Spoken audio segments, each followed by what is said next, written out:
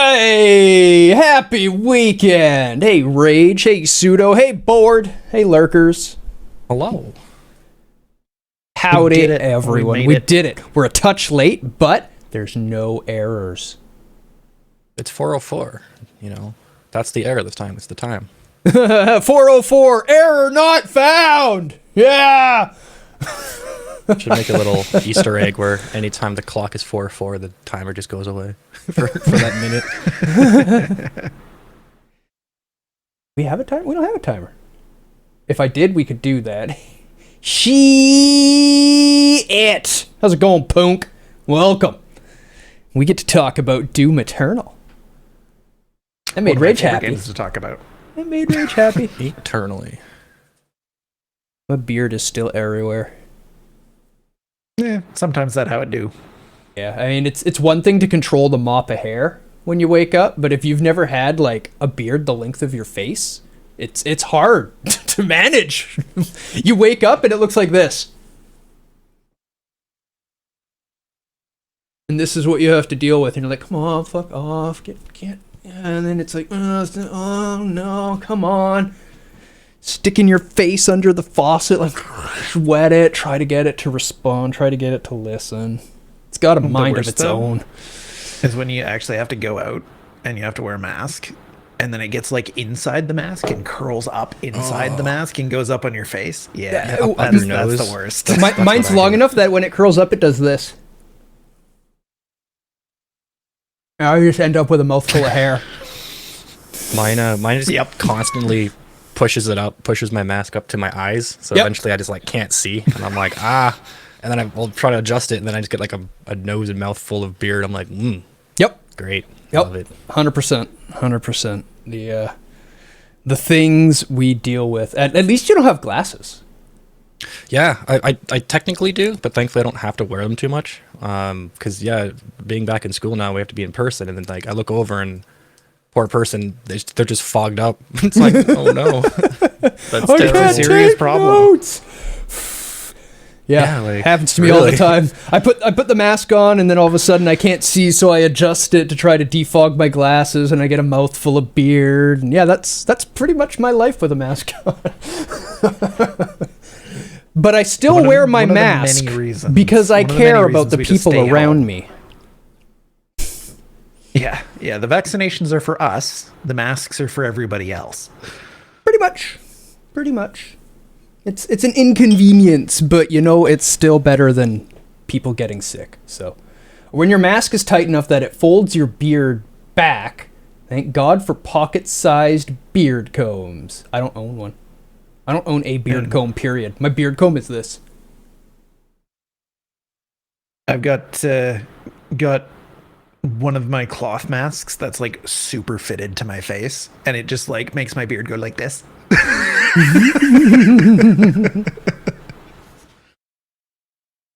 Yeah, very effective seal, but makes the beard look weird. Luckily, I don't mind looking weird. Totally okay with looking weird. Doesn't bother me at all. I've looked weird my whole life. I swear it's not a neck beard. It's an actual beard. Mine's connected to my neck a little bit, but it kind of has to be when it gets this long, because you need to give it some thickness. So otherwise you look like one of the ancient sifus from the old martial arts movies. Yeah, it just goes really thin and you can see right through it. It just doesn't look very good. Sorry. Yeah, my random pseudo laughing. I accidentally left one of my field recordings on.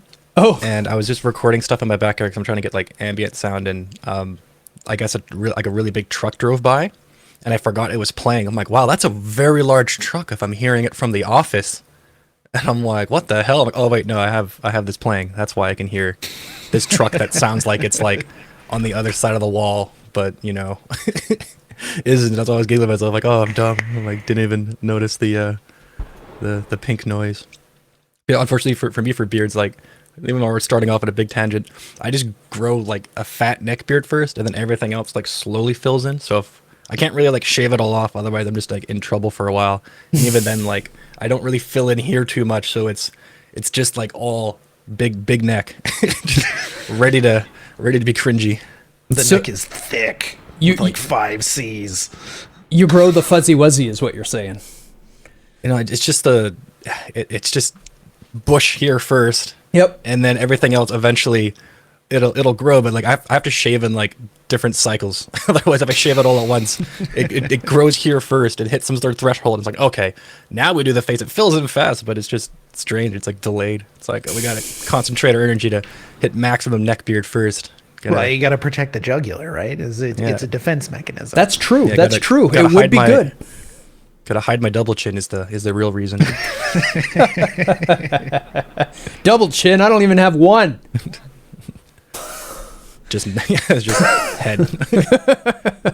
that God of War mod.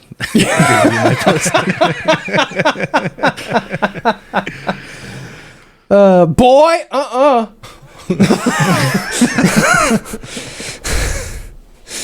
Okay. Like a chia One pet, last- you don't water regularly and keep half in the shade. Pretty much. Exactly. Pretty much. He just grows downward, not upward. All right. Doom Eternal DLCs. Did you get to play them, Pseudo? Have you actually done them? I haven't done the DLCs now, just the regular stuff. But I watched you go through them. You absolutely should do the DLCs. They're fantastic. They looked really really fun. I've been meaning to do it. It's I've a also been workout. meaning to replay Doom all the way through. Doom or I Doom recommend Eternal? replaying Eternal before you do the DLCs. Yeah. Otherwise, the DLCs will kick your ass. Yeah, that's what I was thinking. I was going to play through the story again and then do it. Get used to it because there's a bunch of conditioning that needs to be there. But Yeah. You saw me at the start yeah. of the DLC. It was like, dead. Dead. yeah, Dead. really enjoyed Eternal. And I was thinking the other day, like it'd be nice to have some mix between like the feel and the functionality of Eternal's guns mixed in with like gunfire, that kind of style, like a roguelike going through. Basically, this multiplayer Doom roguelike seems like it would be kind of fun. And like, there's OP guns, but you don't really sure what you get. Not like super random all the time, but this arena combat with friends progressing through, it'd be. I think it would be neat. I hope they do something like that someday. I would play the shit out of that. Yeah. Big agree. It's not far off of Gunfire Reborn. It gives Not me the far same kind off of feel. of- That's why it was making me want to play it again, watching you play Doom, because I'm Yeah. like, kind of fast-paced, moving around action in some kind of arenas, and like, Doom Eternal's a lot more going on for it, but like, Gunfire fits. It was filling my craving at least for a little bit of like, It gives me especially when you that get the shotguns and stuff. gives me that feel of the fast twitch action shooter. But it does have a little bit more wind up to its weapons and stuff like that. It's not quite as instantaneous gratification as Doom Eternal. The full MMO rotation of weapons that you have to constantly be doing: a flamethrower and grenade, and then flamethrower grenade, and then chainsaw, then flamethrower the grenade, and then swap between. And it's like, Thankfully, if you make heavy use of the SSG, you don't need to use your flamethrower nearly as much. Since you're just especially the everything's super always on shotguns. fire from the SSG. It's essential in the Well- DLCs. Welcome, Goosey. So nice to see you here. Goosey and I met in Popo's stream. And I saw the 604, and it turns out he's like just down the road from me. oh, right on. Well, none of us. Yeah, Pseudo's my One brother. of- Welcome to the used to show. be one of those. Yeah, welcome to the show. Pseudo's my brother. Rage is one of my best friends. He lives in the area. He just moved into the interior, but he's still in the BCs for now. Hopefully stays here. We won't let him leave. Don't plan on leaving. So let's actually talk about Eternal's DLC with the world building, where I don't think it's going to score super high. Not particularly, no. Wasn't much of a the- world building game. But the world building in the DLCs, it didn't really expand much. It showed you new locations that were mentioned before, which I guess is some expansion. It also It introduces Big Bad. it introduces some new characters that were mentioned in passing in the main game. So like it's acceptable. It doesn't hurt the game, It's okay. but it's definitely not a focus. Yeah, no, it's definitely not a good.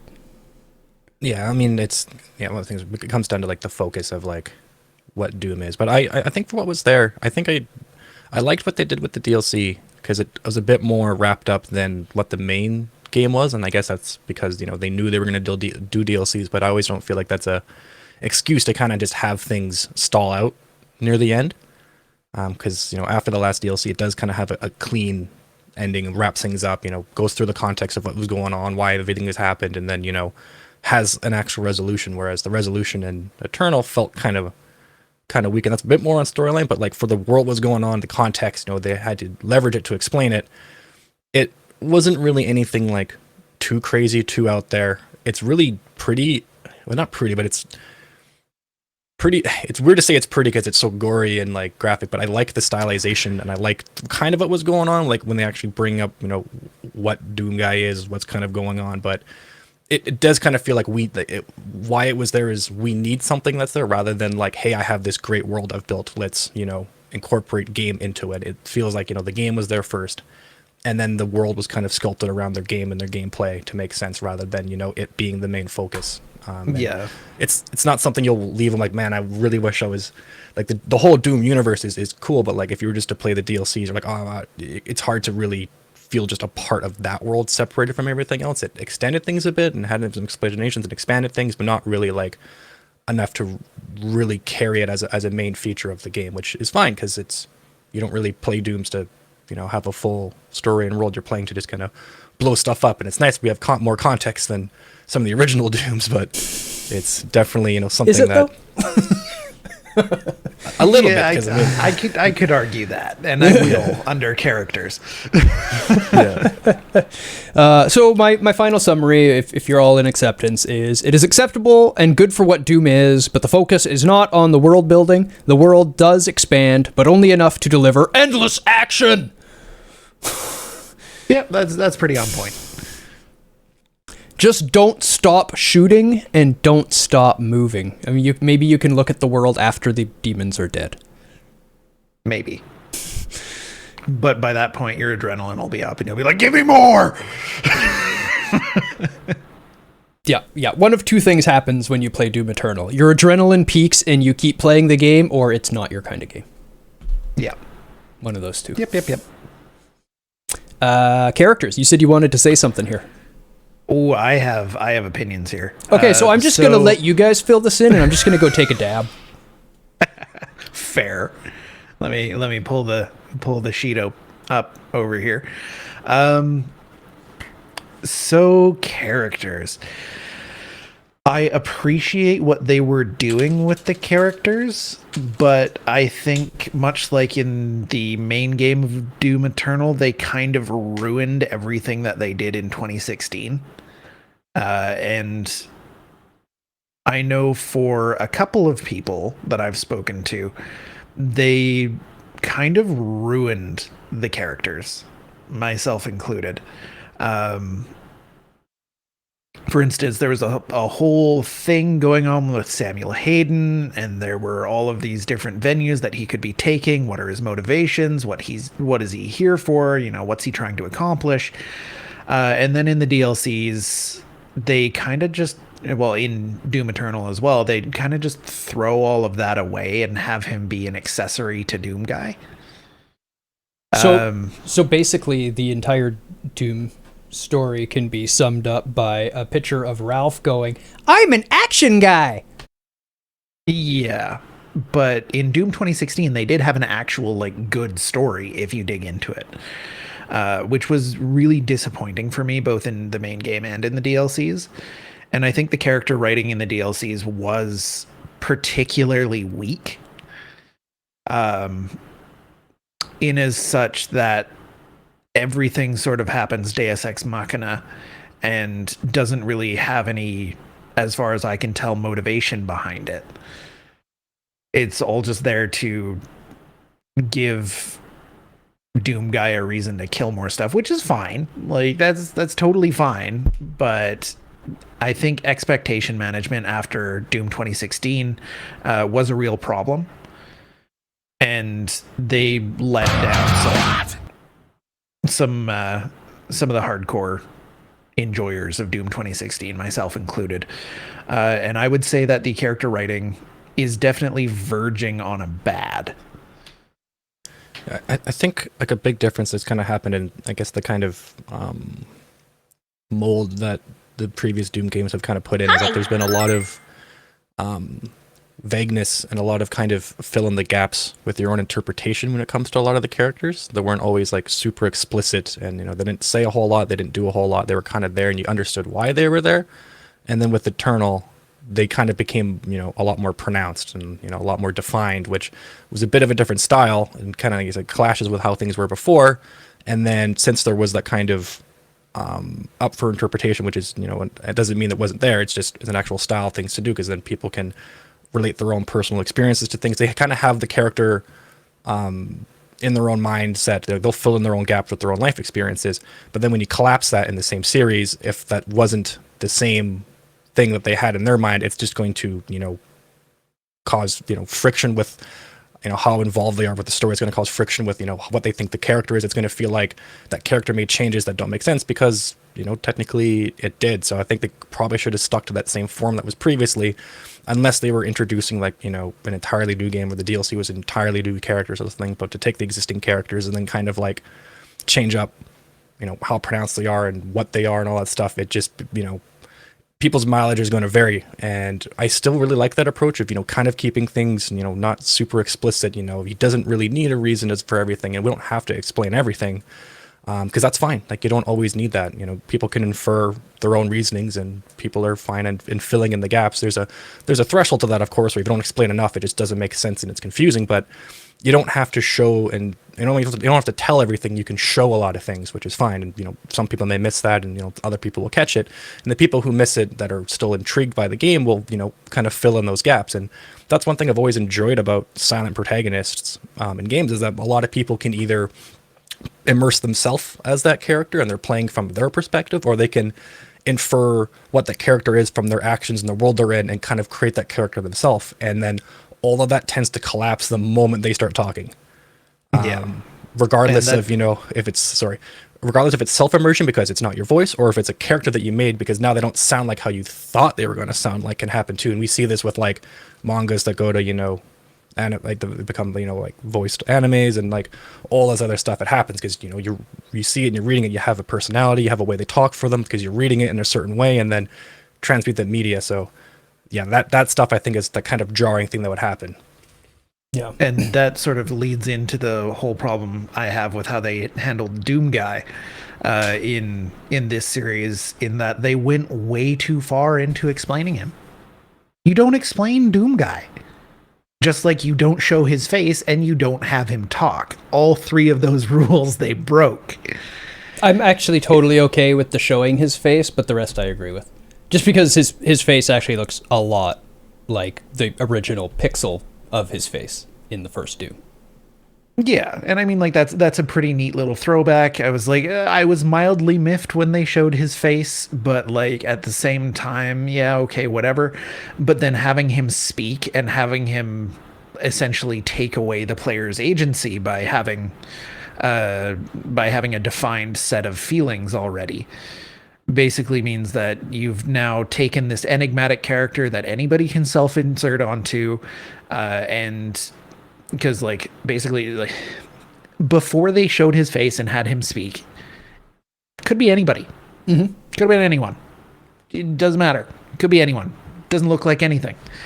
But the end result of defining him in the way that they did, especially in the DLCs, and in the main game when they show you more of his backstory, it kind of takes all the fun out of it. Yeah, it's one of those things where, like, once you do that, it's one of those things where it would be less egregious if it like started off that way. Mm-hmm. It would be a shock at first, but then, like, you know, you could adjust and kind of get used to it, and then they would be able to, you know, build some character, and then whatever. It's like, okay, you could be treated as a separate game than, you know, the previous Dooms, or, you know, maybe it's a separate, different Doom guy, but like to put it in after, like, the expectation's already been set for majority of the game, and then they started showing more personality, and they're trying to, I guess, relate to some of their audience, because a lot of the stuff you find in their background is supposed to kind of be similar to, you know, the people who are playing the games and that kind of stuff. And then, like, you start building that background, and then you kind of explain things near the end. It's a lot more, it's a lot harder to kind of you know, meet your mark of a turn of like what you're trying to convey this character as. There's basically no, like, there's not really much of a character until like the end, and then there's not enough to really have it be a character, rather than just keeping it as a silent protagonist and inferring from player actions. You know, like Gordon Freeman, you don't ever hear them talk. They just kind of do the thing, but you can still get a full kind of personality profile, kind of how they are, even though it's, you know, player decisions and interactions. You can infer what they like and how they are like by, you know, the way that the people interact with them and the way they talk to them. You could tell, like, okay, you know, certain people that like him, the certain people that, you know, kind of don't, the way they talk to him is, you know, you can get infer like what they were like before you took over and got in there. You can still kind of insert some of your own, you know, immersion to there, but you can also still have, you know, what that character is, you know, previously and what their kind of background is, and probably have an idea of, you know, how they are, how they act, and even kind of how they would sound when they talked. So even, I would not want Gordon to speak, but even if they did, like, but that's another thing too, like, I have an idea of what it would sound like, and if it doesn't sound like that, then it's egregious. It's going to be like, oh, okay, well, that kind of ruins it kind of like backtracks your previous experiences, and now it gets kind of weird to play the games, which is probably what happens when you go back to play Doom now that you have so much of those gaps filled in. And then, so one of the things, like, I don't super agree with what they did. I know what they were kind of going for, and I don't think, you know, what Doom Guy is itself is necessarily bad. It's just the decision to, you know, fill in those gaps. I don't really know was the greatest idea. If they were going to do it, I'd rather they just do it at the beginning, so they actually have some character stuff to work with, and we have an actual character, rather than just kind of trying to get the best of both worlds and missing both marks. Yeah, you can't have both worlds. You can't. It's And honestly, that's like, the bottom line. Neither approach is a bad approach. Neither one is wrong. It's But you the need to pick changing. It's the changing that we're complaining about. Swapping from one to the other. It's if a person already has a personality from the beginning, that's fine. Kratos. Lo Wang. Yeah. We like these characters. Pick a game that's extremely similar mechanically. Yeah. But don't let us give it a personality ourselves and then try to overwrite what we've done. We don't like that. That's more what it is. So is it a bad? I don't think I'd go as far to say it was bad, because I don't know if it's one of those things where, like, mileage may vary depending on how involved people get with the characters. For me, like, bad character writing is like, these characters are completely unbelievable. They just don't fit. They're not coherent with the other characters, and they ruin the, like, overall experience. I would say it's a lower okay, but I feel like, you know, overall, if you're just playing the game for the action and stuff is still there. It's not really leveraging the characters. They're just kind of there to kill. The writing could be a lot better, but it's not like every time there's a cutscene, you're like, oh my god, just skip. Like, who is this person? You know, why are they talking? Why they like talk like this? Or like, it's not like when Doom Guy took off his hat, he just went like, hiya, or like something weird, or like high pitched, or like, it still kind of fit the overall, like, you know, kind of meathead vibe that was kind of going on. It wasn't like a complete detraction where he took it off and it's just like, you know, something completely out of the blue, or like, I don't know why I made that noise. I meant to do something else, but my brain's not working. But you can't even make me like, it's. I'm giving Doom Guy a lisp in my head now. That's why I keep laughing. Like he takes off his helmet. He's like, "Hey, Gath." or he's like this soft spoken, like, "Hi, like, how's it going?" Or like something that, you know, would completely like clash with, like, you know, the what's supposed to be, like, it's what it's supposed to be. So like overall, it's not bad. It's just one of those things where it just doesn't fit well. But the other characters are like they're weird. Yeah, like I was totally like, ooh, like. Notice me, Demon Senpai. Oh god. Notice me. Oh god. What have I done? Welcome, Jesus Farted. Welcome, Glenn Con. Entering at the perfect moments. Yeah, at least it's like. I'm in agreement. I'm in agreement. I don't think it's bad myself. Yeah, it doesn't ruin the rest of the game. It kind of ruins Doom 2016, which makes me angry. But it doesn't hurt the actual playing of the Doom Eternal DLCs. I would say fine. Very low okay. It's a begrudging okay. A begrudging okay. Let's call it that. I still enjoy what the characters are, how they look, how they behave. I just wish they, you know, talked less. I don't. They ruined them. But that's an entirely emotional response because I was so invested in Doom 2016. So That's why I'm calling it a begrudging okay. It's like, Yeah, I'm almost we speaking can't like actually just the call it giant bad enemies. because it's not actually bad. We didn't really love that part of it. It's kind of where it's all. at. Yeah. I was more okay with it than they were.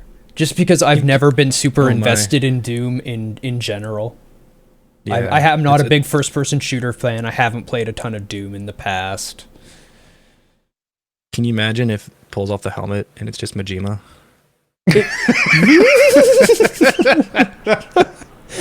That would make it better. Kiryu-san. You can't go wrong with Majima. You can't. Gentleman Dapper, you should absolutely play Doom Eternal. It is the perfect evolution of 2016's combat. It is one of the best video games I have ever played.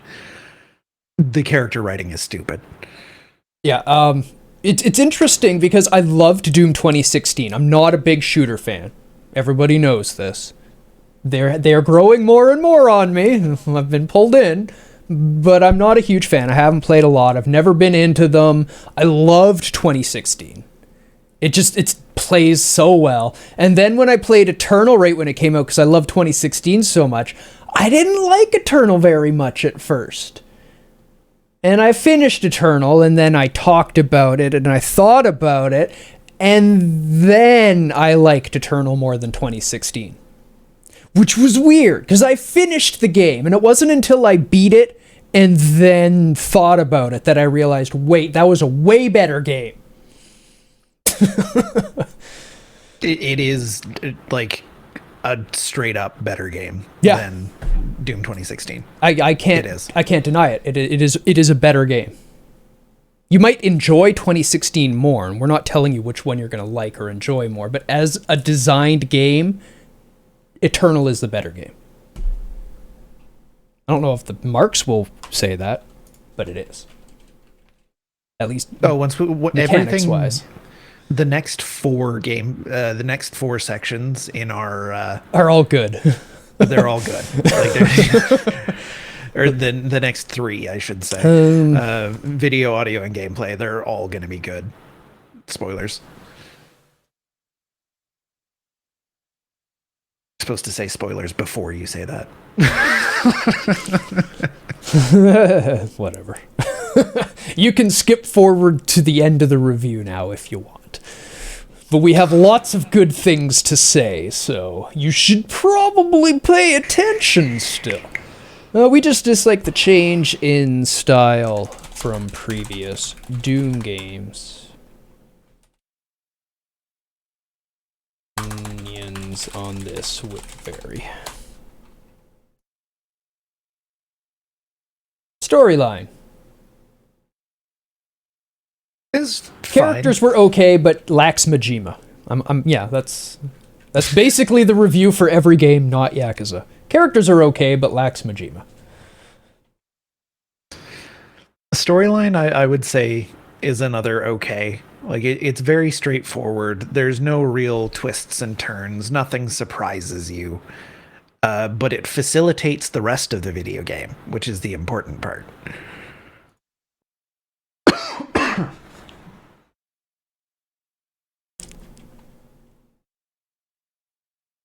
It's a basic, straightforward video game story there to deliver action to the player. It does this well. Yep. Performance, good. Game performs so well, benchmark. It cannot be used for benchmarking. Because everything just runs it at 300 FPS. That's actually why they don't use Doom Eternal in benchmarking, because everything runs too well. I got on Ultra, and you've seen how pretty the game is. If I run it locally, not streaming it, and I run it on Ultra, I get 500 plus frames per second in action combat. Mm-hmm. That's with everything moving on the screen. 500 frames per second. What? It is the performance benchmark. There's no arguing it. Doom Eternal's performance is... What? Dare I say demonic. Doom Eternal's performance is what? How? Animation. Who wants to gush on the new animating technique or new techniques for gore animation and stuff? Didn't they use the same stuff they used in the base game? Well, I Or guess did they change up their no. I technique? guess DLC is the same as the base game, but that's still new tech. They did add new animations for movement with the new movement techniques that they have, which are pretty sick. Not a lot to them, but they're to the point, and they make you feel the sensation of speed, which is awesome. There are new enemies added. The new enemies have all new attacks. There's new bosses. The new bosses are animated well. Everything looks like it fits right into the original game. You can't even tell what's DLC, other than they explained it to you. The environments being so drastically different is obviously new, but we'll talk about that more in style, I guess. Yeah. The new enemy types fit, like you said, are animated very well. Really no complaints. Yeah, I have nothing to complain about, other than they made that one arena too hard. But that's mechanics. We'll talk about that later. Yeah, that one arena, and I know exactly which one you're talking about, is by far the hardest in all of Doom Eternal, and it's just in a weird spot. Yeah, just slightly overtuned. That's all. It's that one of those, like that one arena, it kind of expects you to come in with full BFG. And if you don't, it gets a lot harder. Yeah, having no BFG shots when I came in there was a negative thing. Because like as soon as the summoners spawn, you just BFG them, and then problem solved. Yeah, But if I could have done have that, BFG ammo. if I could have done that, it would have been fine. But yeah, we have no complaints about the additions to the animations. Everything is smooth and clean and looks proper to Doom Eternal. Nothing is jarring, nothing is jank, everything is beautiful. The game is beautiful. It is. It is more arcadey in style, which we talked about with Eternal. You know, colorful pickups and things popping out everywhere, but it doesn't affect the mechanics of the game. It still plays like a proper shooter. It just adds some colorful fun to it. That's opinion. That was my experience with it.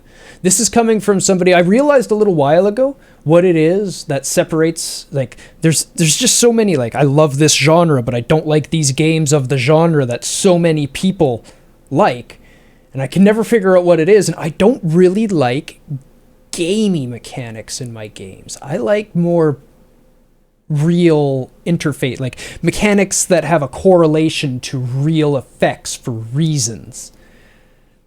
If I don't like these weird arbitrary mechanics, like strategy RPGs as an example, the ones I don't like are the ones that'll just have like this glowing square on the field that you step on to gain a buff, and you have to like manage around who's on this square for a buff and little things like this. That turns me off. I don't really like it. It can break that immersion. Yeah. And, when it makes you aware of that kind of, I guess the term for it is kind of like that magic circle that games are. Yeah. That kind of illusionary game space that you put yourself in. And then seeing that reminds you, it's like, the way I remind it, it's when like movies will put subtitles into it. And I think the one that comes to my mind is Pulp Fiction does it, but they do it for an artistic reason.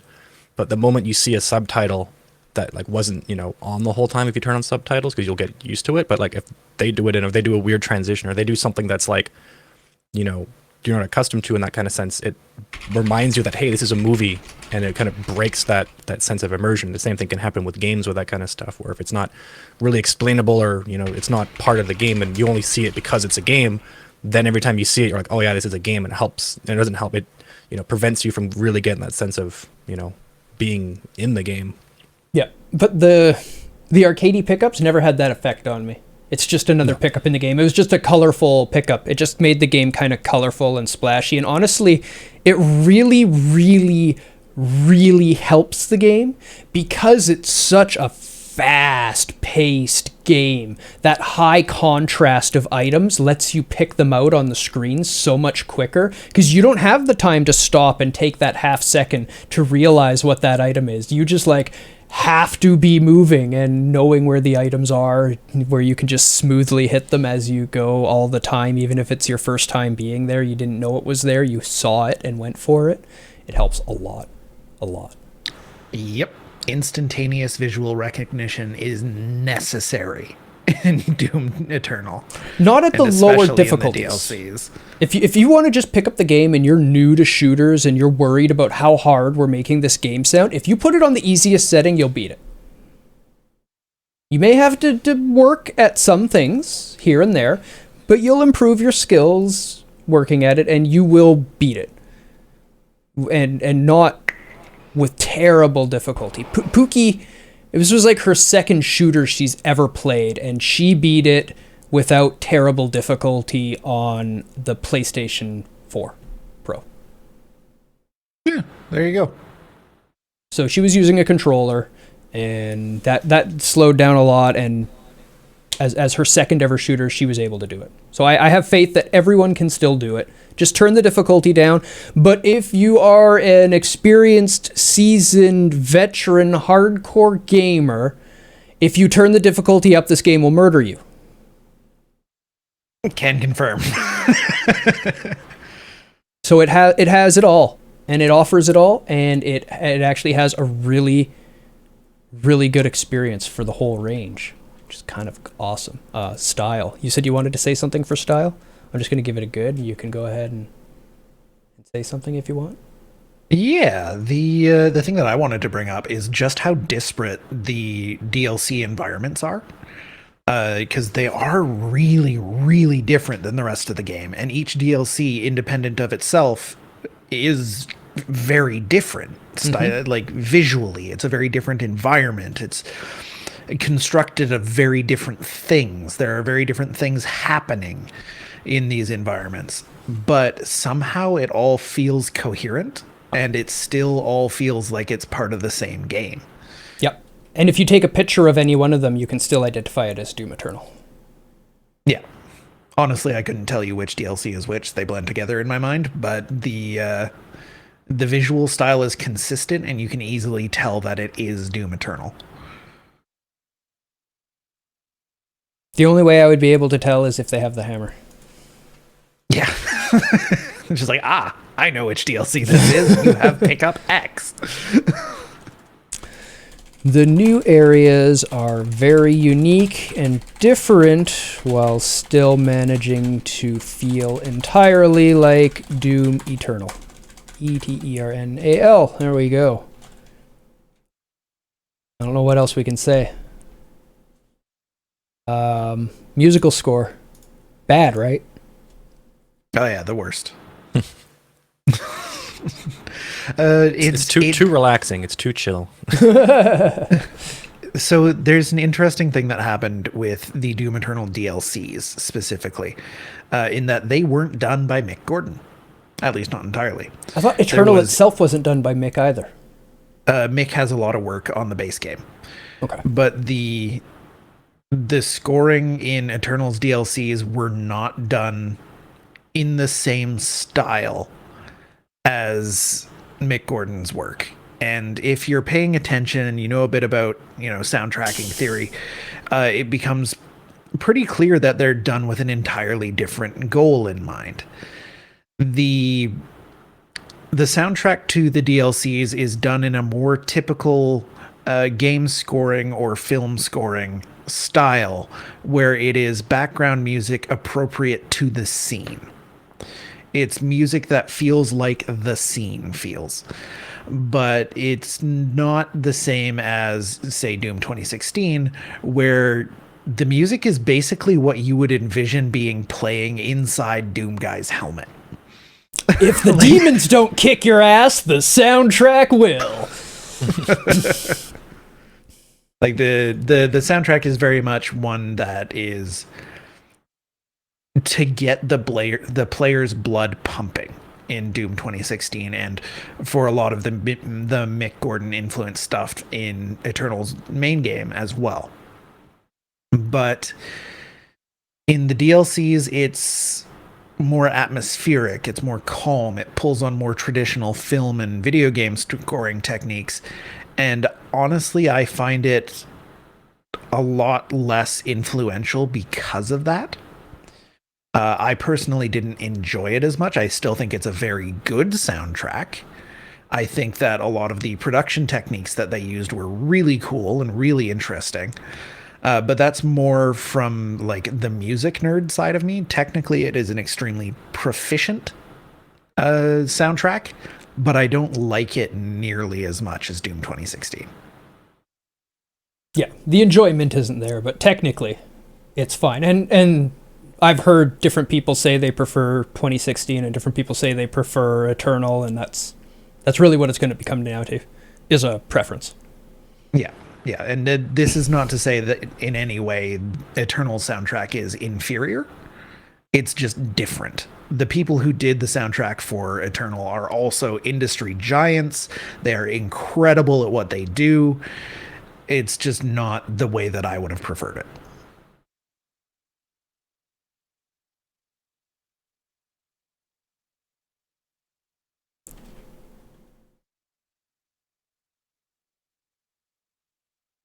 Different from 2016's Kick Your Ass soundtrack. Enjoyment may vary.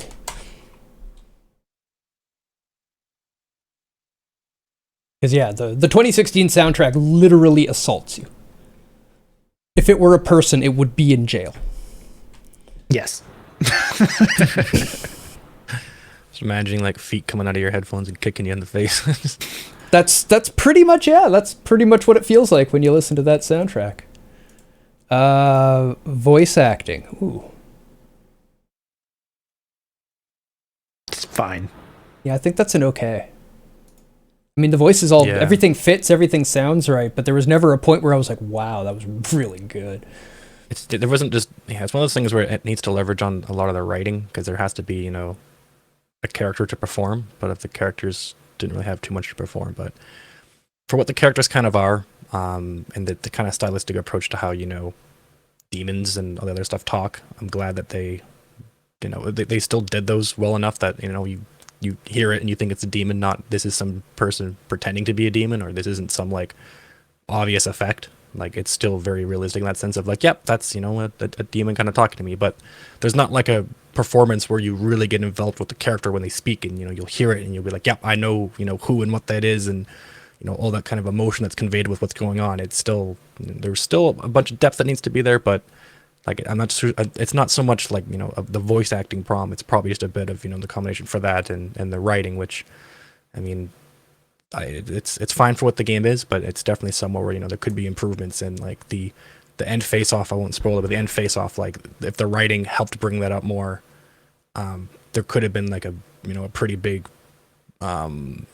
performance given there, and like the confrontations and the anger and the frustration and all that stuff that's there could really be conveyed more through tone than them just saying how they feel kind of approach, right? Say less, but emphasize more kind of approach. But it's a fast-paced action game, so that's not always the much needed approach, but it's fine for what's there. But that's just kind of where I'd personally like to see things kind of taken, where it's less but more of a tonal performance, leverage that a bit more and not trying to explain everything. Big agree. And I would argue that they did a much better job of that in Doom 2016 as well, specifically referencing Samuel Hayden and his voice lines.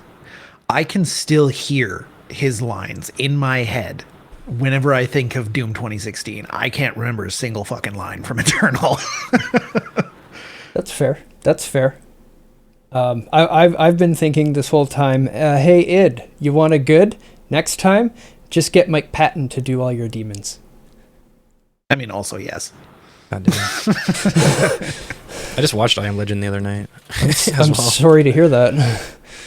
I mean, it's not. I mean, I'm watching it for different reasons. Yeah. But it's fine. But like, I'm watching it explicitly for creature inspiration. So that part was very enjoyable. That's okay. That's okay. They still ruined the creatures. I mean, it's fine, but they sound awesome. They do, and that's the only reason I watched the movie the first time was because Mike Patton did the voice of all the creatures. So I was like,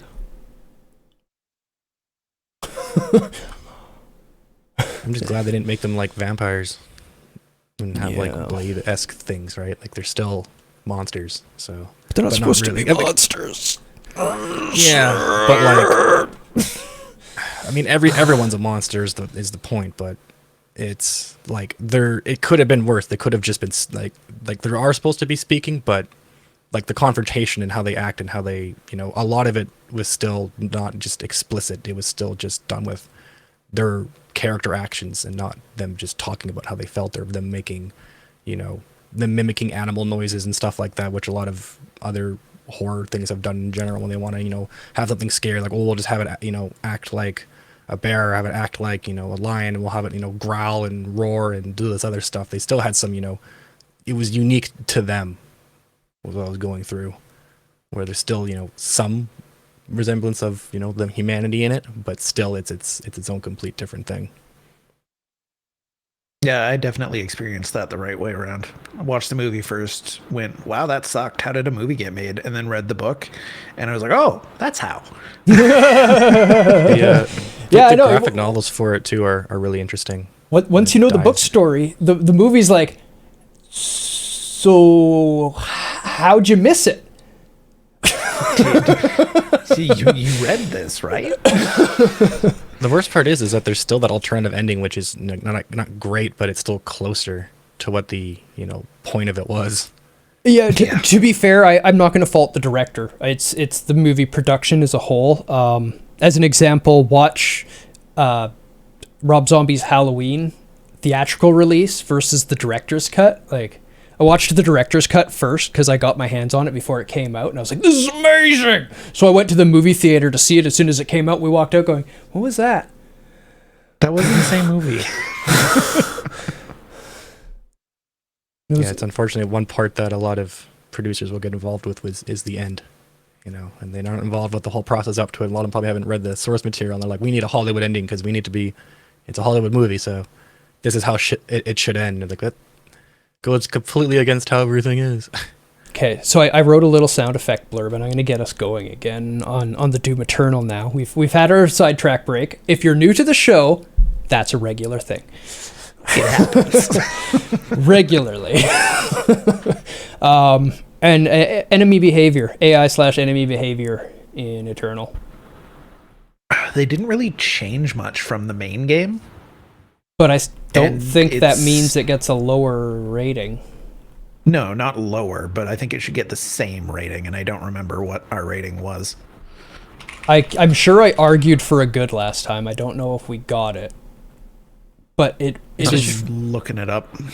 it is so 'Cause I know we perfectly tuned. remember we had discussions on it because it's one of the things where it varies between the difficulties quite a bit, and it's nice that higher difficulty doesn't mean more bullet sponge. It was like they just get more aggressive and they have different actual behavior patterns. Well, they'll ambush you more, or they'll you can't really sit still, whereas the lower difficulties you can just sit still. They'll kind of just come at you one at a time, and they won't try and encircle you. More come at you at the same time on higher difficulties, yeah, and their time between attacks is reduced in order to force the player to actually use the mechanics of the game more efficiently is the end result. And that's why I was arguing it was a good last time, I'm sure. So we didn't actually have this category last time. Oh! Because this is one of the newer categories. Yeah, right. It was Raven that said, hey, you guys should add this category. And we were like, you're That's a good right! idea. So we did! We probably would have put it in with mechanics, because that was kind Yeah. of the Originally. encapsulating point before then. Yeah. I'm sure we talked about it. So I'm standing on my good still. I'm not backing off on my good. This game 100% deserves a good. I can't think of any way to argue against it. AI Yeah, and it's enemy behavior is for- tuned in such a way that it forces the player to enact the game's mechanics effectively. Thus, the higher the difficulty, the better you have to be at the game's mechanics. And a big part of that too is that when you die and stuff on higher difficulties, you don't feel like you got cheated. You were just, I needed to, I made a mistake, or I need to be better. Yep. It wasn't so much like, oh, this thing is just bullshit and takes too much shots, or this thing is, it can just snipe me from, from anywhere because it has, aimbot. Because the AI does cheat, like it can cheat. There's no, like, we have to make it fail. Otherwise it'll just be, it can be perfect.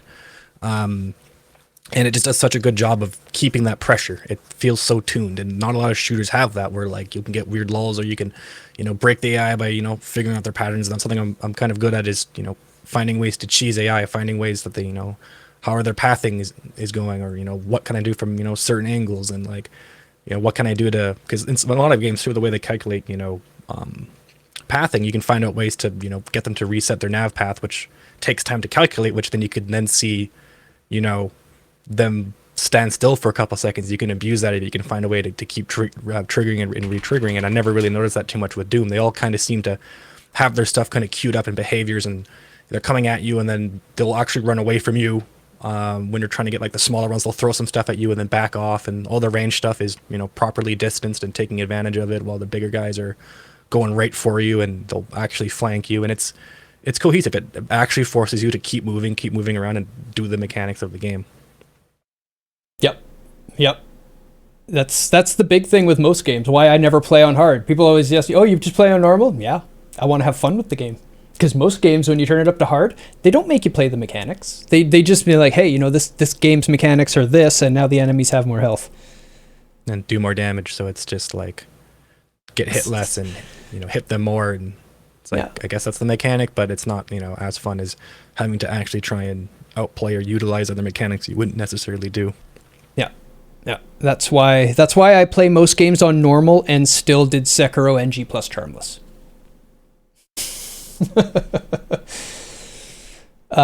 So we're on a good. Nobody could argue against it.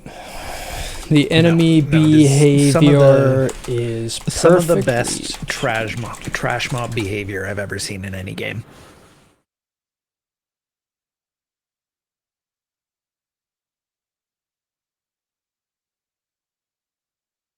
There we go. Even like the ones that are like fairly highly scripted, like the boss encounters and stuff, they still kind of feel.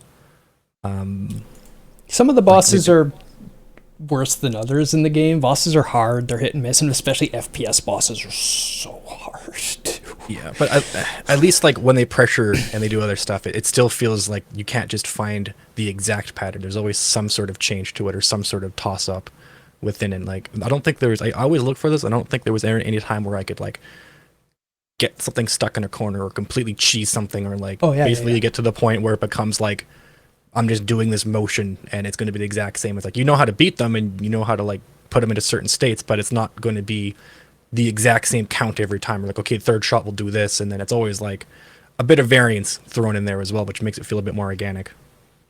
Yeah, for sure. And I will say that they did a much better job in the DLCs of the bosses than they did in the main game. The main game bosses were kind of a letdown. Yeah, I wish that the final boss was different. I wish that was like just a first bit of phase and then something would happen, but it felt a bit too arcadey in that front. Also, they never used the Chekhov's gun of the giant Doom guy mech that they had in the tower, and then they showed all over the game, and I was like, oh, I want to be a Doom guy in a mech. Like that should have been like a transitioning point, like, even if it's just for a bit, and then and then finish off by like having to utilize like part of the boss fight should have just been like an actual part, like a full arena you have to fight through. They could have given me an on rails turret shooter where I'm in a mech shooting demons, and I would have been happy with that. But like if you had gotten to be in one of the giant mechs and you're fighting the giant demons and you're fighting the demon of sin, and like the first thing is an arena but you're in a mech, and then after that your mech gets blown up by the demon icon of sin or whatever, and then you have like a platforming bit to get up to him so that you can actually fight him, and then the final phase is like basically the same. It'd be great. That would be pretty great. I agree. But I'm saying I even just a little on rails shooter thing where like you're in a mech, have a minigun and something, and just shred things for a while so you can feel like you're powerful. I'd be fine with that. That's so low effort. I'd be fine with that. What you're asking for is awesome and like taking it up to the DLC tier, what you would expect from their DLCs. But anything would have been good. Yeah, although as it is, I was super happy with what it was. Mechanics. Can we do mechanics in time to be able to do another game after this? Accessibility, you've already got covered. Basically the same as the main game because it was really good. Mechanics, what did they add in the DLC? They added the new movement mechanics, which, I mean, a lot of people criticize the platforming in Eternal. I had no problem with it. Big fan of it. I think they did it really well. What was new to the movement? The orbs that you can grapple onto. Oh, yeah, with the shotgun. Those were hit and miss. Yeah, those were, whatever. They're not bad enough to bring it down from a good, but they're not really anything special. They're kind of fine. When you start utilizing them as like high-level movement technique rather than just a thing that's there, you can get some absurd speed and mobility out of them, which is really fun. Mm-hmm. The new mechanics added with armored enemies, you just kind of ignored that mechanic throughout your whole playthrough of the DLCs. Just hit them enough until the armor breaks. It does have a Marauder-esque function to it as well, where the green flash, you shoot the ball, the armor all breaks. Interesting. Which is a nice touch. And it did tell you that in the tutorial. You just were like, no, let me fight the demon, which is totally understandable. To be fair, I did kill the demon and had no problems with it. So yeah. No, but it is a thing. They also added the only enemy in the game, and which I think is a direct response to the criticism of people saying, oh, well, it's just a rock, paper, scissors shooter, where, there's optimal ways to take down certain demons. But they had the automatic shotgun only enemy, and I think that was a direct response to the rock, paper, scissors criticism. My personal least hates it. Yeah, my personal least favorite addition to the game. Forced me to pull out one specific gun every time and use the fucking add-on that nobody wants to use ever. Yeah, and so I think that was actually a response to community criticism, showing them, this is what would happen if it was actually rock, paper, scissors. And it sucked. The forcing of the microwave beam, I'm honestly not a huge fan of, but I don't use the plasma rifle that much anyway, so I just kind of kept the plasma beam or the microwave beam attached and switched to it when I needed it. I did the same thing. My plasma rifle was 8 on my keyboard to pull out. It was, but I hate the whole mechanic of those ghosts. I don't find them fun or engaging or enjoyable at all. I was okay with the fact that they buff a thing and they can like transfer to other things. You have to destroy the buff itself. Like, that's neat. I just hate that it forced the microwave beam on you. Me too. So I guess the criticism here is anytime where you're pigeonholed, that's bad. Yeah, there's so much there's so many times where like it got in the way and died and then ended up buffing something else that I really didn't want it to buff, and at that point you're just like, okay, next. Let's just die here and try it again. Yeah, I can see that response to it. That was mostly before you really got good at the power rotation.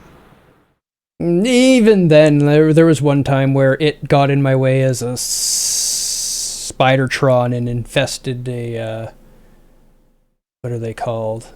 Not a cyber demon, but the ones that are like them, but not cyber. Hell Knight? No, Hellbaron. Hellbaron, there you go, yeah. And it possessed a Hellbaron, and I was like, well... Fuck. I'm not a big fan of any of the ads, but I think the core mechanics the original game carry so hard that it still gets a good. And I do love the hammer, and I love the way they use the hammer in the last boss. Yes, that I'm 100% in agreement with.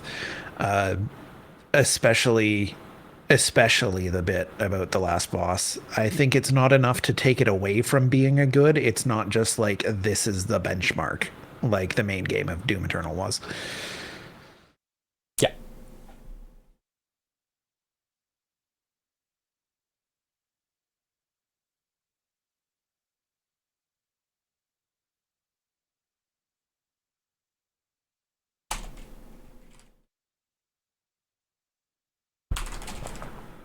We do love the new hammer and its use in the boss. Had a lot of fun with that thing. Bugs, I didn't hit any. There's usually not a lot in Doom. Other than speedrun bugs. But we don't count. Look it up and see if there were any. Yeah, we don't, for anybody that's newish, we don't count speedrun glitches as bugs. If you have to go out of your way and intentionally cause something to find it, it's not really a bug. And you're shooting yourself in the foot if that ruins your game. So it's more the casual playthrough, what you'll encounter. And yeah, exactly. Those are kind of more on the exploit side of things rather than just kind of... Yeah, that's a good way to say it. They're more exploits than bugs. You don't like the most extremely goopy final boss? Is that the first DLC's final boss? No, Glenn was talking about the final boss of the main game, Icon of Sin. Oh. He's so goopy. Yeah. Yeah, no, he wasn't a very good boss. He was okay. He was at an okay level. He's not a terrible boss. At least it still uses the mechanics of Doom Eternal. Everything listed on PC Gaming Wiki is fixed. Yeah, a lot of it's like system driver stuff, which is kind of interesting. A lot of the OBS one's kind of funny. The game won't launch from Bethesda or game executable. If you have OBS installed, update it. It's like, oh, interesting. Glad I didn't encounter that one. Ran fine with my limiting. RNG good. There is no RNG other than, I don't think any. Directed RNG and behavior trees. Like we were talking about how there's no real predictable behavior. Is there... I can't remember how predictable ammo drop is. Or, it doesn't matter. It's random, but chainsaw makes every kind. Yeah, I was just trying to. So actually, most enemies are pretty directed on it too. Certain enemies are guaranteed to drop certain things. Certain enemies are guaranteed to drop everything. And then for armor and health, that's more about what debuffs you have on them at the time for what you get. Or what your status is. Yeah. If you're low health and you kill an enemy, you'll always get health. By any method, you always get a health drop. Yeah. This game has become for finishers standard by which I judge shooter games. FPS, platforming, even felt manageable. Solid. I didn't feel like I was ever floating off of platforms or losing my footing, or they're generous enough with everything that you're just kind of on what you're on, and if you fell off it, then you really walked off it. If you fall off something and miss, you go, "Oops, I fucked up." Yeah, the control is really, really beautiful, and of course gameplay was solid goods. Gameplay in video just being solid goods is totally unsurprising. Audio getting one okay is totally surprising, and writing being at okay is right what I expected for Doom Eternal.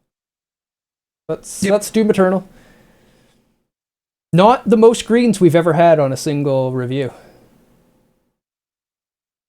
So it's not Turok 1 level of FPS platform. Oh. No, not at all. No, it is not. Thought of that game in a while. Oh, Sorry. no. Yeah, no, it felt pretty good. It felt pretty good. I'm not a big fan of platforming. I'm not a big fan of FPS platforming, but I found this game's platforming completely unoffensive. It did not feel tedious. I'm going to share a image in game memes because I find it interesting, and then post a link in chat.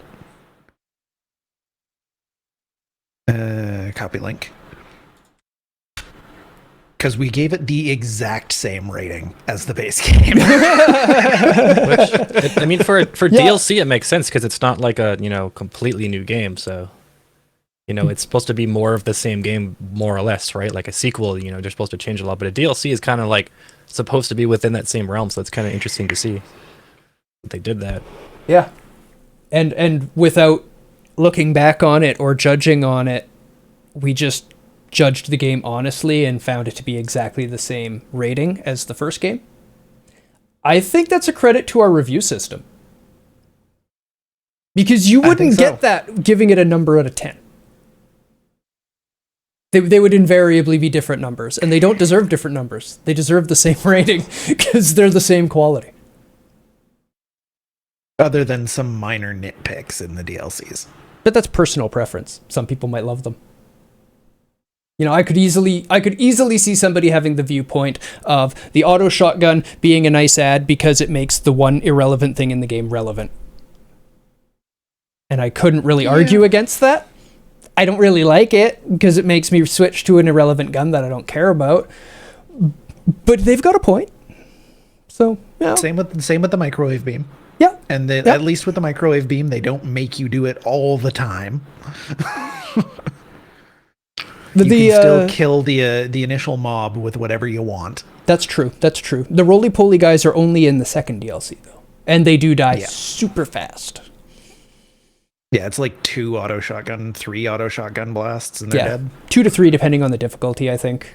And yeah, they go down pretty quick. And then they drop all that shotgun ammo. They're pretty inoffensive. All the stuff that we can nitpick on, like I said, everything that we complain about, I can make an argument for it. I just don't want to.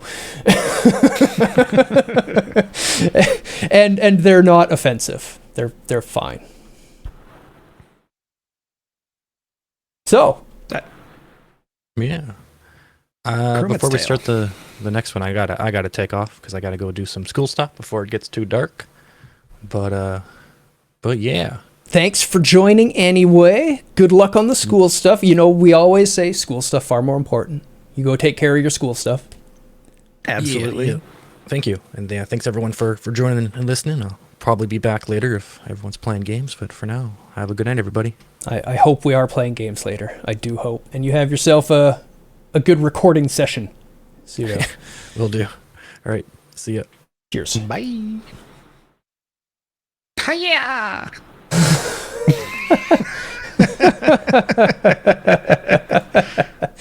Oh, that's wonderful. That should never go away. Now we're talking about a game called Meteorfall. You'll record some here. Okay. Excellent. Did anybody in chat get to see some? Rage got to see a little bit. I got to play it. Did anybody in chat get to see it? I think GlenCon was here. I remember GlenCon seeing some. I know Board has played a ton of it. Board was the one who requested the game. I'm sure he's quite interested to know what we think of it at this point. And should I say surprisingly? You know what? I'm sticking to my guns. Surprisingly, a really good recommendation from Board. Usually his recommendations are troll. I wouldn't say trolled. He liked the game. He was just really hoping I would like the game. Turns out not so much. But it's okay. It's okay. I got him back. We rickrolled him.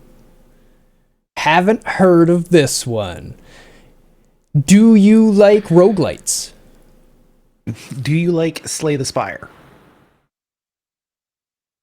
Because if you like Slay the Spire, you should probably play Krumit's Tale.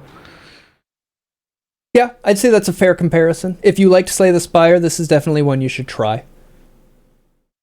But it's not a card game. Don't approach it like a card game. Got almost 100 hours of it on Steam. Awesome. Not 50-50? played Slay the Spire. You should play Slay the Spire. If you're 50-50 on roguelites, you'll probably like Slay the Spire, unless you hate card games. And if you hate card games, just go straight to Krumit's Tale. Yeah.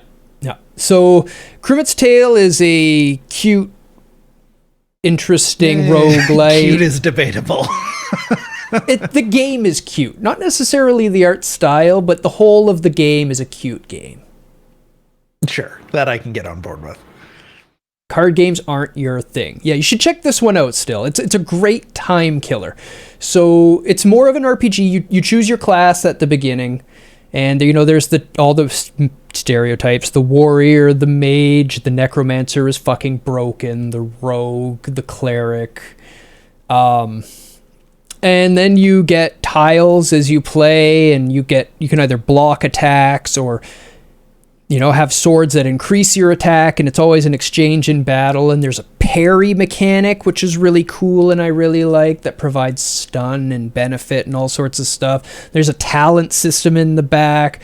So you're buying items, you're getting skills from the tiles, you're getting modifiers for your character, and then you're just sort of doing a build as you go. Try to do all the dungeons. I think there's like 8 or 10 dungeons, something like that, in a run through. Never heard of the two of them, but I definitely think you should check this one out, Dapper. I think you would enjoy it. There's a lot of depth to it. The art style reminded a couple people, which caused them to say it reminded them, which caused me to agree with them, to give the proper credit to the chain, when they said it looks like Adventure Time. The art style. Very Adventure Timey. Has that kind of feel. Mildly disturbing. Yeah. Art style looks like the artist spanks to Adventure Time. See? Yeah.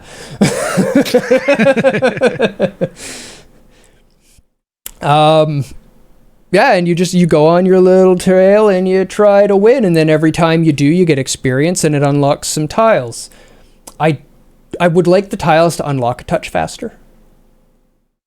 That's one thing I would like. One of my biggest complaints about roguelites is they don't unlock things fast enough. If I'm doing like 2 or 3 runs where I haven't unlocked anything, so I'm expecting the exact same thing other than just like different order of stuff given to me and different randomness, but there's nothing real new in the run yet, I start to lose interest. Slay the Spire was really good at that. They're giving you like a card or 2 every run. They give you 3 cards basically every other run. Yeah. When you're unlocking stuff. Yeah. What else was there? Hades. Hades was really good about that. There's just so much given to you that you're just finding new stuff all the time. There was never I'm just working with what I've got. That game was fantastic. That's like my bar still for roguelites. I love that game. Super giant games, man. They do good. Yep. So let's world building. I can't give it anything higher than an okay for sure, because I don't even know what the world's like. It's just a map. But there's not bad. It all fits, and everything's the same art style, and it delivers what it needs to. So it doesn't deserve a good, but it did exactly what it should. I don't know if it could get a good. Exactly what is necessary for the game. It is very well scoped. It doesn't try and overreach, but it's not outstanding in any way, shape, or form as far as world building goes. Exactly. Stop that. There we go. Typing hard. The problem with roguelites is that slogging through the same place over and over, you will start to get bored fast. Most roguelites feel like running through Den of Evil for 100 times. Yeah. I don't like a lot of roguelites either. Slay the Spire is an exception. It's a good one. Krumit's Tale, I actually really enjoyed and would recommend. And Hades. Yeah, those 3 are probably the roguelites that I have enjoyed. Oh, and Risk of Rain, too. Reborn. Yeah, Risk of Rain, Gunfire Reborn, Slay the Spire, Krumit's Tale, Hades. That's the list of roguelites I enjoy. Yeah, I can agree with that. And I've played a fair few others, and I haven't enjoyed any of them. And if you haven't played those 5, then you should definitely check them out. None of them are expensive. Throw them on your wish list. They go on sale all the time. 20-30% off. You get it for like $10. And I should probably shout out Dead Cells as well. It's very competent. If you're really into roguelites, then you would probably enjoy it, but I did not like Dead Cells. Quickly. It doesn't progress fast enough. I felt like I was doing the same area over and over and over again with the same basic boring tools, getting absolutely nowhere trying to unlock things, and I got bored. Yeah. Needs to give more to me. The same experience. Yeah. But for people who do really enjoy roguelites, I've heard a lot of them praise it. Same with Binding of Isaac. Binding of Isaac is... I love watching it. I don't like playing it very much. I bought it because of how much I watched it, but I've played like 3 runs. Never played it, watched it very little, but it does seem like something I could actually get into. Looks pretty cool. Characters, I'm going to give an okay to. They're definitely not bad. They have some charm. There's just not a lot of depth there. But they're unique, and I remember them. Yeah, I'd agree with that. There's enough charm given to them to make up for any other deficiencies. Memorable and likable. And really, in a roguelite, memorable and likable is really all you can ask for characters. Yeah. Dead Cells is that kind of game that would have been better with a traditional campaign rather than a rogue campaign. 100%. 100% agree. I actually really liked the mechanics in it, and I had a lot of fun with it for my first 2 or 3 runs, but then I realized I had like so far to go to start unlocking anything like interesting and relevant, and wasn't making very fast progress on my runs, and I was just, I don't really want to put that much time into this. I'm going to go play something fun. That was what I did. But I do know people that love it and have finished it and played it multiple times, and more power to them. Again, the storyline is okay. Yeah, it's fine. It's sufficient for a roguelite. It's all you really need.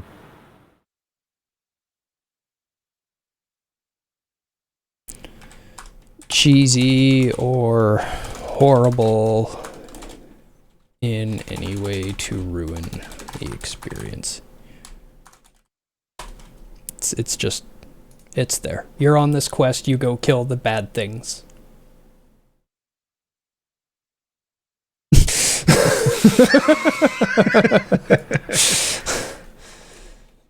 have made roguelite completed category on Steam.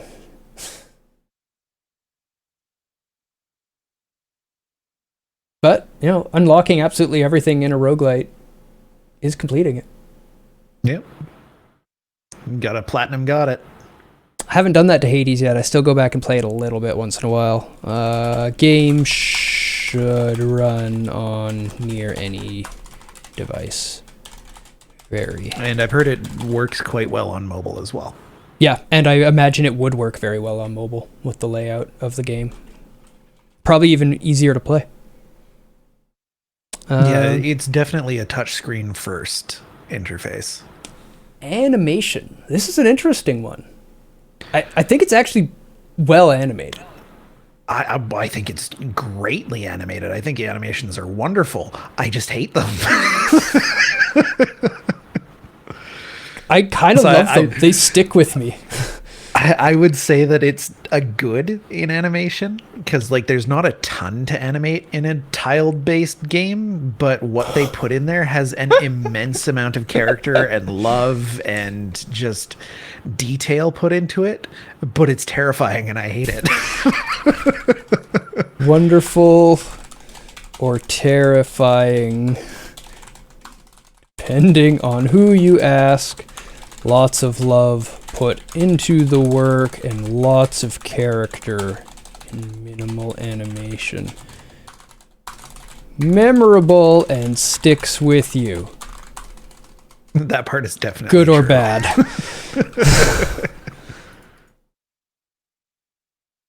Because it stuck with me as well, but in good ways. Because all I can remember is the warrior.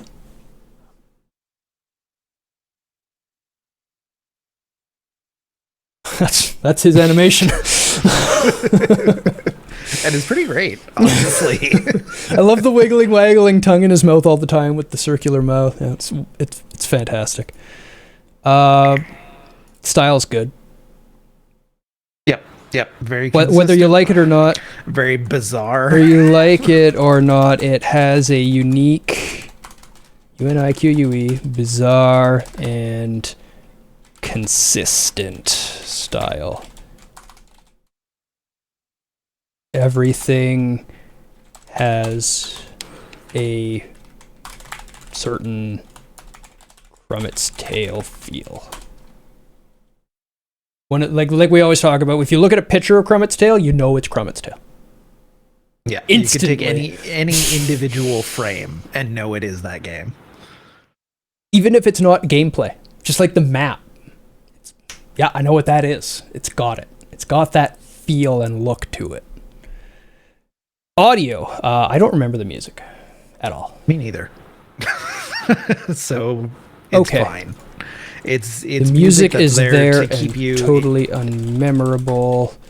Never once grating, and that is a great thing for a roguelite. Yeah, it doesn't bother you. Keeps you energized enough to keep playing. Perfectly serviceable. Yeah. Have some Dark Souls 3 background. Yeah. I'm going to update the bot. The bot link is a little behind. We have a new review. There you go. Save play. Oh, that's not play. That's clicking on somebody. Don't click on somebody. They didn't want to be clicked on. Rose has great animations. You remember the music. After 100 hours, I would imagine so.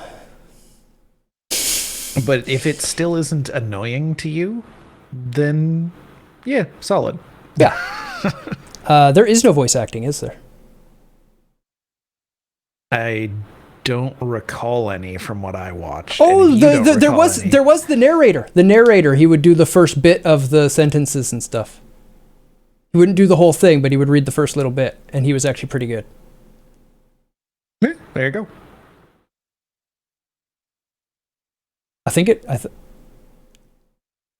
it's worthy of a good. Yeah. Maybe not. Maybe there's not enough there. But the quality is really good. It fit really well, and it was more than I expected from a roguelite. Maybe we give it a high okay and say Quality was really good, and it was more than I expected from a roguelite.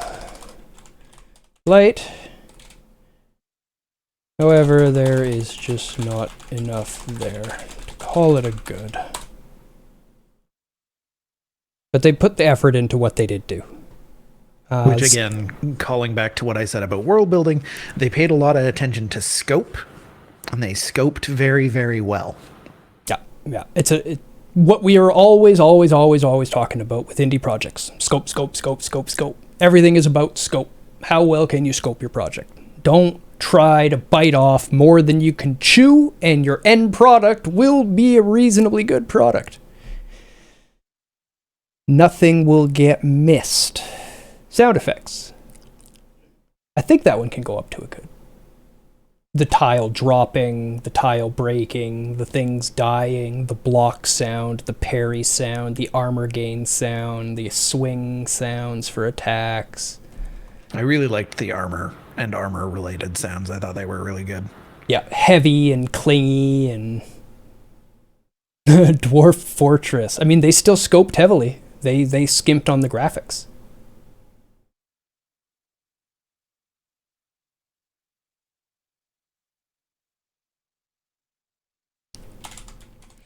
Like all the sounds, they are unique and good at expressing state. They also sound proper. Are generally enjoyable. There's no annoyance to it. They don't grate on the nerves. They're just, hey, yeah, woo, I got block, yeah. Krumit comments on lots of things throughout a run. Yeah, right. That's the guy holding the book, right? And he's the one who reads the first little bit and says little things. Yeah. Yeah, I remember his voice. It was good. There's just not a lot there.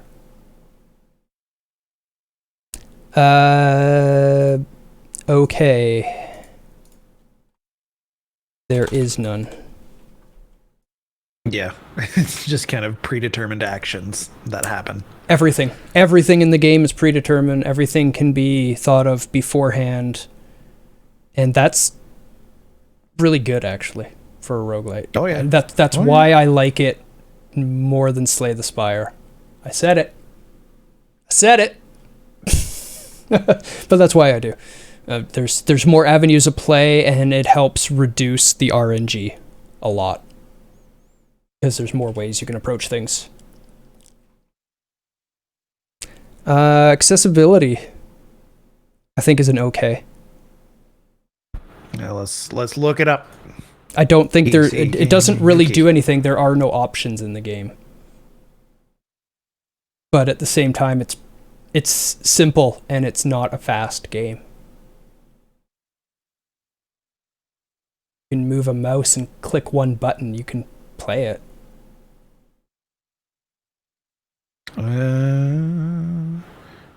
There are options in the launcher for basic Unity stuff. Yep. There are separate sound, music, and voice sliders. You can make Krumit talk less often, which is nice. Different voice options. That's about it.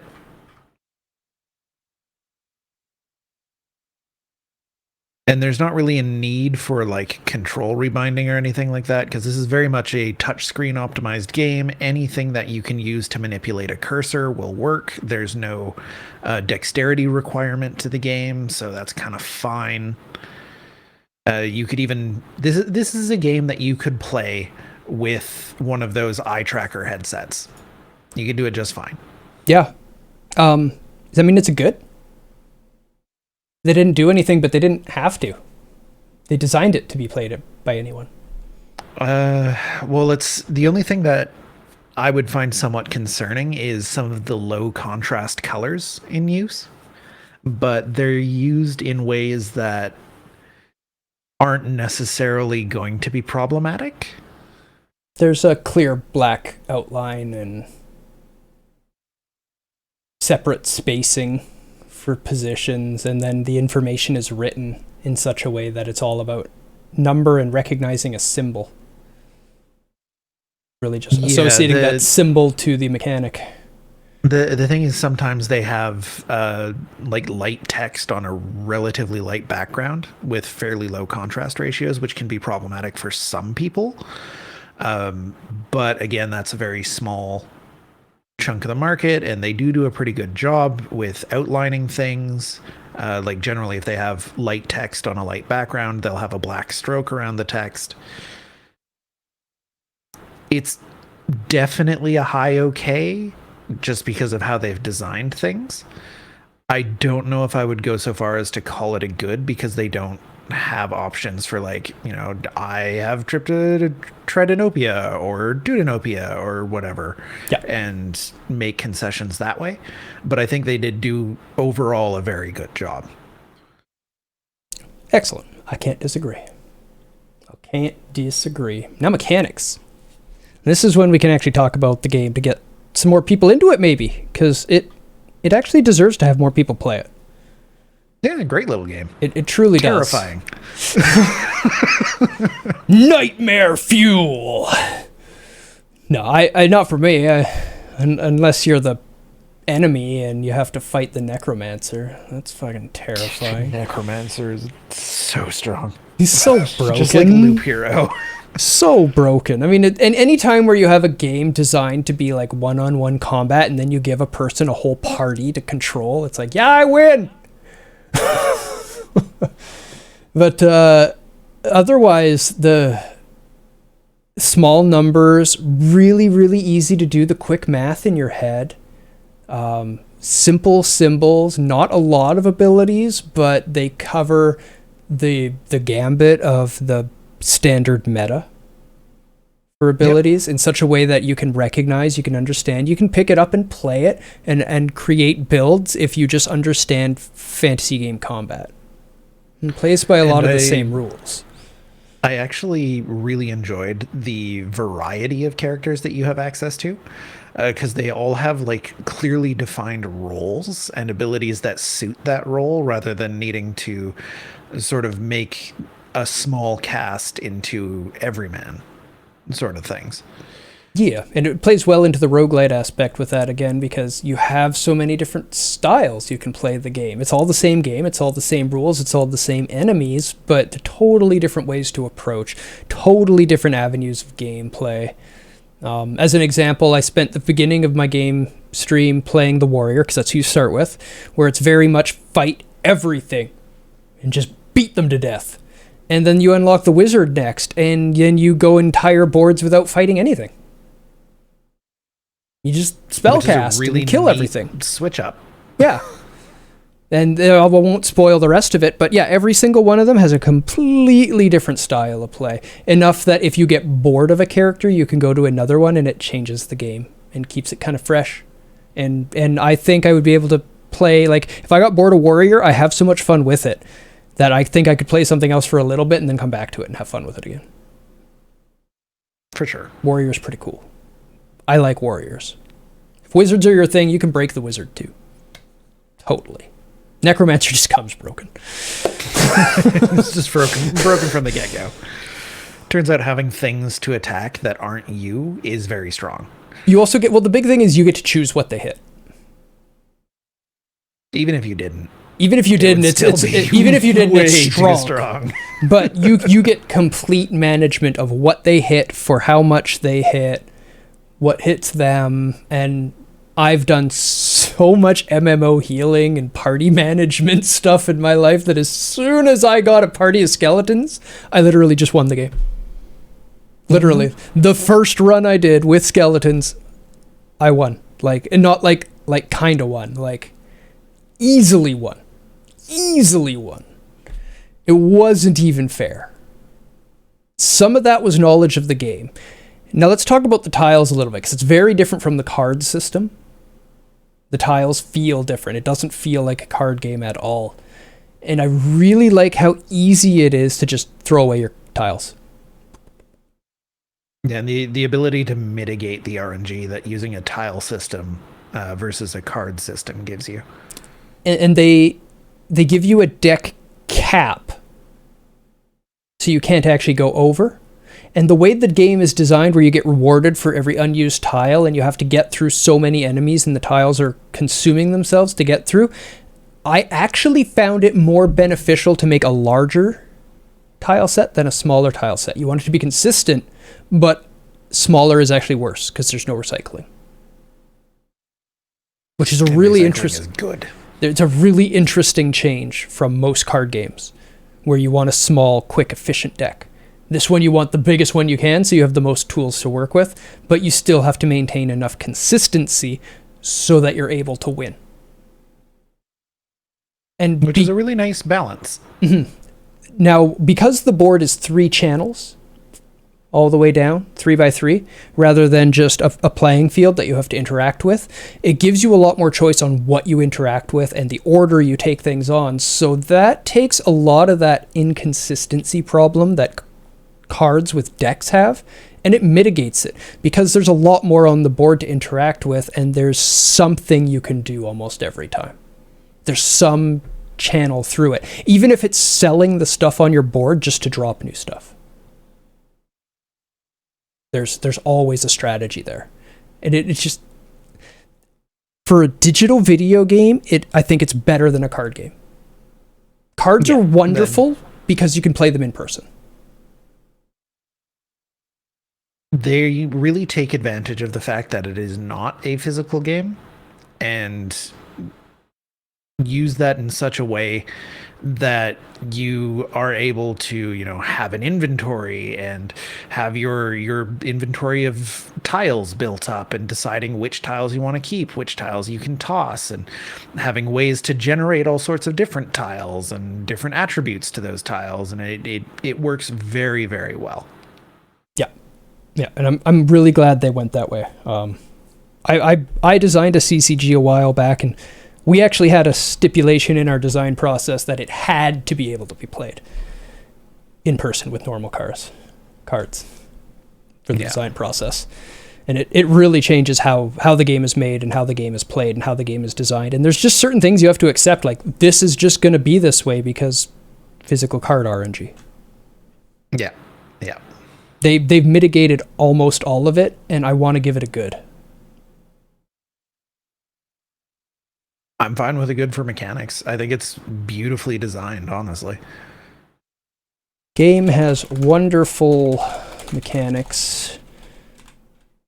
Addresses all of my normal major concerns in a card roguelite and improves them all. Just a better game to sit down and play, personally. I enjoy it more. I don't feel like I'm dying to crappy card draw, which is what I usually feel like in STS. Oh, yeah, I had a good deck, but they decided to give me every card I don't need right now, and the enemy smacked me for 40. And that's just part of playing a card game. Like they are inherently extremely RNG dependent just by the fact that you're shuffling a deck. And there's number of cards in your deck bang possibilities for the outcome of that. And that's a big number.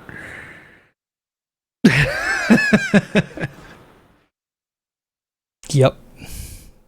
And yet I like Commander. Who knew, right? But the thing that, like, I personally prefer Slay the Spires approach because I can play that game on autopilot. Like, my brain just does the things and I just play the game while I'm talking to chat or whatever.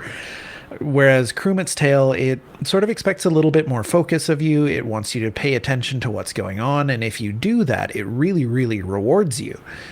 I just prefer to play like a degenerate and do as many runs on autopilot as fast as possible. I'm getting that way with Krumit's Tale now that I've put some hours into it. I recognize everything. Like, once you know the enemy, it's always the same. You just develop your process to deal with them and deal with them. Yep. Bugs, I didn't hit a single one. I didn't get a crash. I didn't get anything out of misbehaving. I thought it was buggy at the beginning, but it was just mechanics that I didn't understand. And there's nothing listed on PC Gaming Wiki either, so I would say that we're probably safe to give it a good. You should not encounter any bugs in a casual playthrough. However, mechanics can be complicated at times and cause some confusion. Yeah, the build of Unity that they use to make the game is very well known by now. And it's built in such a way that as we always say, the scoping is excellent. The scoping is incredibly well done. There's not a whole lot of complication to it, which means that the logic in the game is not terribly complicated, and it's essentially just a state tree. So there you go. You did it. You made a game. It's easy to make sure that it's not going to be too complicated. I don't know what state management paradigm they actually used for the development of it, but it would not surprise me to learn that they used the flux paradigm, which is incredibly consistent. One way or another, they've nailed the state on that game. But as you said, state on that game, super simple. Super simple. Super well scoped. Yeah, not a bad thing to be simple. Just don't overcomplicate it, basically.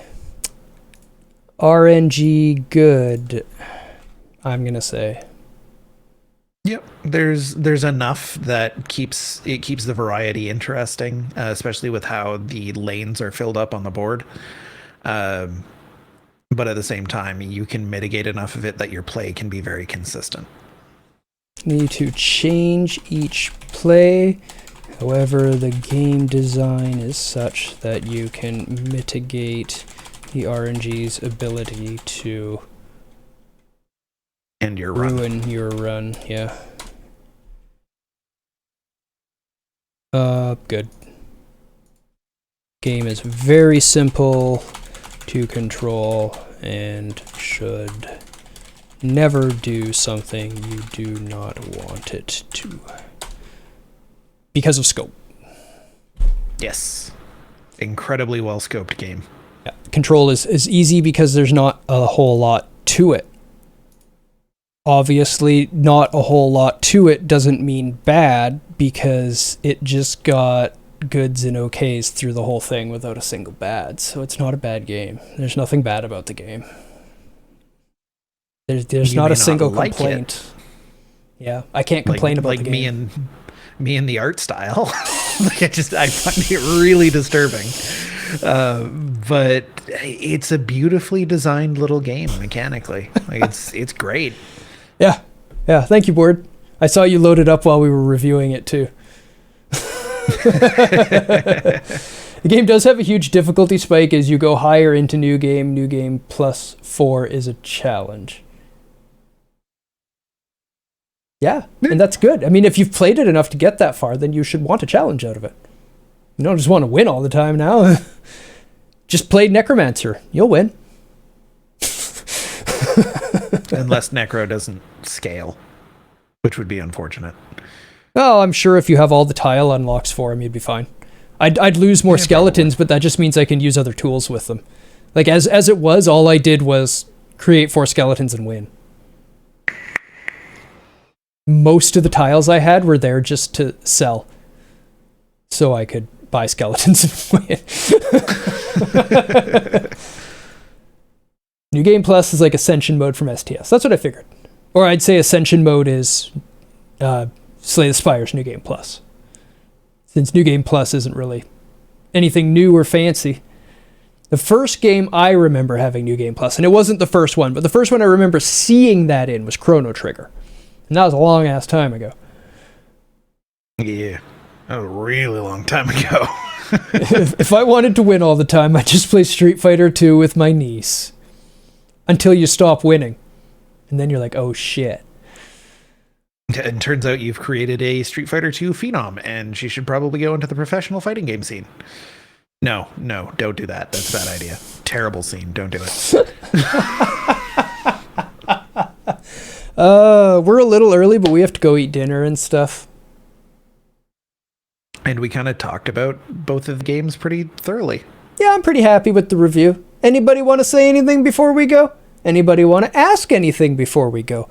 Are we going to be back to play games later? I'm going to put a probably on that. Okay. I'm good with a probably. Maybe some Gunfire. I'd really like to get some GTFO in again. Yeah, it's a really good game, but I'm also hooked on Gunfire Reborn right now. Yeah, I need really to get my fun. level up in that. I did another solo run trying to catch up to you guys a little bit, because it's not fun when I'm just getting fucking murked Carried. every 10 seconds because I don't have the skills for it. That's one perk that Risk of Rain gets. There's no falling behind your other friends that played it more. It's just you play with them so you get all the unlocks. Yay! Jupiter Hell. Really? Looking it up right now.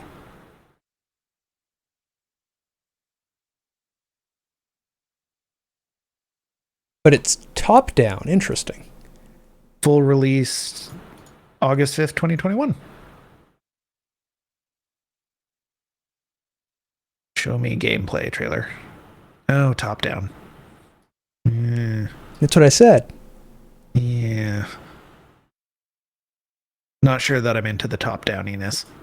Yeah, I've played one top down view game in my life that I enjoyed. It is Is it pretty. Hades isn't top down. It's more ISO. It's forced perspective, not technically isometric, but Yeah, so is this. It's not directly top down. it's pretty top down. No, the one top-down game that I consider fully top-down that I played that I enjoyed was Darkwood. Yeah, Darkwood was definitely top down. Yeah. That's a great game. Used to be called Doom RL until id/Beth said no. Fair. Neat. Yeah, thank you for pointing it out. It looks interesting. If I can pick it up cheap or free or get to play it easily, I'll probably try it, but I don't know if I'll spend money on it just because not my style of game usually. It is on Steam and GOG and Humble, so it'll probably come on sale at some point. Excellent. We will keep an eye on it, and thank you for the recommendation, Punk. It's so hard to look at all the games that are coming out. There's so many of them. There's just so many of them. You have no idea how much time we spend just browsing new games. It's not insignificant. It is a not insignificant part of my day, and that's why we have so much fun new games and news stories and stuff in the Discord, because that's just what we do. I mean, we'd do it even if we weren't doing this. That's why we do this. So, we'll go eat, we'll come back later, we'll play some games, we'll shoot some things, or the sheer amount of time we all spend browsing our Steam library. My god, I have so many games that I haven't even played on it. Fucking humble. Same. Humble. Almost at 500. No, I think I broke 500. Yeah, I did break 500 games. Nice. What am I at? Come over here. I really need to play Dusk. 44, 14, and 280. At about 350. Humble was kind to me. Yeah. I actually didn't start a Steam account until quite late, too. Sudo had like 200 or 300 games when I started my Steam account. Yeah, I know. I really need to play Dusk. Maybe that's what I'll play next on stream. Yeah, there you go. You needed a game. But you can do Doom Eternal DLCs, too, now that we've reviewed them and I've finished them and everything. True. I do need to beat those. Yeah. Yeah, you do. So, we're actually going to go eat because we've said it 3 times now, and 3 times is the magic number. So thanks for hanging out, Pook, and Board, and Dapper, and all you lurkers out there. I hope you enjoyed. I hope it was informative, and I hope you had a good time while we're doing it. Until next time, though, I'm Deus. And I'm Rage. May all your shots be headshots.